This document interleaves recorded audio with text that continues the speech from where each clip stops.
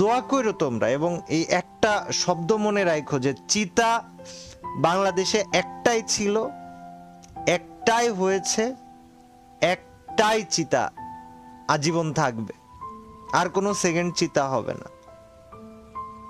ওর জন্য দোয়া করো, আল্লাহ তাআলা যেন ওকে মাফ করে দেয়, জীবনে যদি কোনো ভুল ত্রুটি থেকে থাকে, কোনো কবরের আযাবটাও মাফ করে দেয়, এবং ওকে যেন জান্নাতুল ফিরদাউস নসিব করে।